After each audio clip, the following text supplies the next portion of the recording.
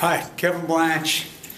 I want to talk about the stock market over the last little while, and you guys as fund managers, if you guys evolve to be fund managers, or for that matter, your own 401k or your own money. You know I've been anti-401k for years and years and years and years. I don't believe in them. I think they're a fallacy. But, you know, if you're getting matching funds, whatever, and you're going, learn how to manage one yourself.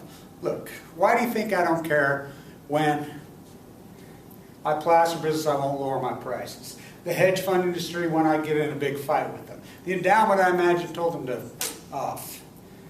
My teaching contract dispute, why do you think I don't care? I'll tell you why. Because I know how to manage money. And that is the key, really. It really comes down to when the masses are bailing out when they shouldn't be bailing out, and when they're going in when they shouldn't be going in. It means everything. It means everything. You watch, and you know me, I don't like to buy stocks. I play the derivatives. Well, on the election of Obama, when that happened, I told everybody I'm going all in one stock. I had a bonus check coming from an endowment that I used to manage. That, well, you guys know this endowment. But I bought, on margin, fully margined up, 1,000 shares of Apple. And I don't buy stocks, but I did. Well, I'm to the point, you know how activist I am as far as the jobs in America. I can't own that stock. I really can't own that stock anymore. So I've been playing the derivative. I sold my stock recently. The hedge fund that I work for, as I bailed out of the hedge fund, I bet my boss that Apple would see 200 when it was at 90. $10,000. We doubled down at 300. We doubled down again at 400. Here's my price target.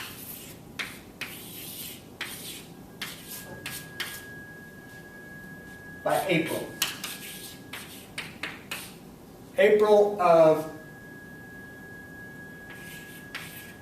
seriously. And if you're going to watch my videos, when everybody and their brother, including Kramer, including every CBNBC, including the fund managers that the fund I used to work for, panicked out in August. You see my videos, I said, do not panic out. As fund managers, a lot of students have come through, right through here, who I've taught, who are fund managers. That's the difference. But it isn't just about the fund. You know, I'm talking in a broad context, people that are managing huge sums of money. It really means everything if you're a good fund manager or if you're not a good fund manager. But in the context of your own money, when the fear comes out, look, I'm a fundamentalist. I want no part of technicians. Granted, you play a role, and if it works for you, more power. But I'm a fundamentalist. I'm about earnings. I put up a video just a few days ago about the Greek bond, saying everybody and their brother, sure, it's going to fail. And Kramer, I love the guy. He's brilliant. He's genius. But he tells you go in one day and out the other. Understand that when you're watching these CNBC pundits and whatnot, they're not about making you money. They could give a rat's ass. They're politicians. He has to pander to his people. You know, and he does what he does. They all do what they do, but they're morons. Do not pay attention. Now look, as an investor, I said, I don't even give a damn if I work. You know, 2 and 20. I manage some people's money. I had a guy here recently, I've been managing his money all summer, that he doesn't like the 2 and 20. That's how the hedge fund industry works. We take 2% fee, 20% of them. I take 20% of what I beat the market. Now, I'm out of the hedge fund industry time. I think I might go back in. I don't know. Well, you guys know, I got a contract dispute going on with teaching.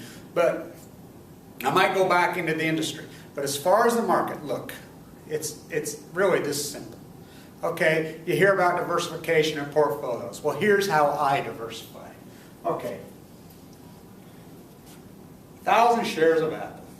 Do the math.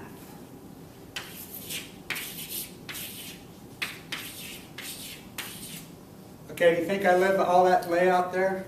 Even though I own 1,000 shares of freaking Apple, which Steve Jobs, and I'll tell you why Steve Jobs will not go down in history as the greatest CEO of all time.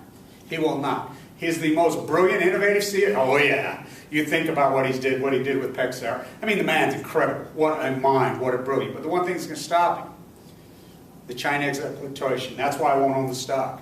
I buy the derivative. I'll buy out of the money if I have to, but I buy in the money. I'll buy in the money when it's a big chunk of money like this. But if I'm speculating, okay, say I have $390,000 in an equity like that. Okay, I'll park that in cash. Okay, I'll go $90,000 in the derivative, in a call, in the money. And I'll find where the break is. That's where I get technical. I'll find where that break is. Through the, well, you guys know. I mean, there's some of you guys in here can rattle off that delta formula, percent change over time out of your head. This is what this is all about. Now, as I buy that in the money, I'll have a call in case something catastrophic happens, like airplanes into a building or something nuts, or a tsunami, you know. And you can play this with any stock. That's how you have to manage your money as a person, personally. Personal wealth. That's how you have to manage it personally. You know how my science fiction economics, I'm no fan of Greenspans whatsoever. What they've done to the working class American, I think, is criminal.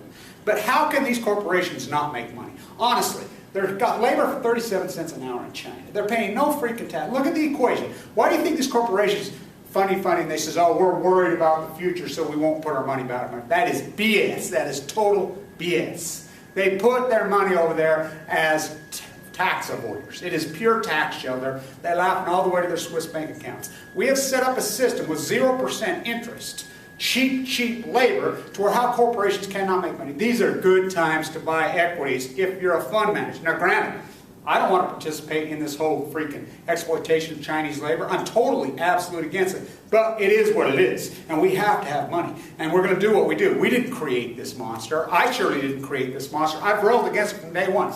And as far as Steve Jobs, I call him Steve No Job. Brilliant, incredible genius, what he's done. But as far as the exploitation of jobs in China, I'm so totally against it. But, again, you guys have to manage money. You have to do what you have to do. Okay, as far as the market, it's an incredible time to invest right now. It has been. This summer, you guys watch my video I put up early in the morning. You'd be up at 5 o'clock in the freaking morning. You only get a few days a year like that, maybe even every 3 years. It makes all the difference. If you're managing say you're managing several $100 million. Do you know what that move in August meant? And as far as bubbles go, I like to say science fiction economics. .com bubble. Housing bubble, hope bubble, brought to you by Alan Greenspan and the GOP. You know how political I get. Well, anyway, this might be my last lecture at this university for a while, but we'll see how things evolve. I might go back in the hedge fund industry. But those make all the difference in the world. You only get a few days like that. You have to have the gut and the instinct and the knowledge. Not to get a couple in popular contemporized mass media. If you're watching CNBC and you're watching CNN and you're watching Fox, you fall for this, you're going to end up with no money. You're going to end up not being successful at what you do. And managing people's money, the one fear of managing other people's money is losing their money. You're not going to be able to sleep at night.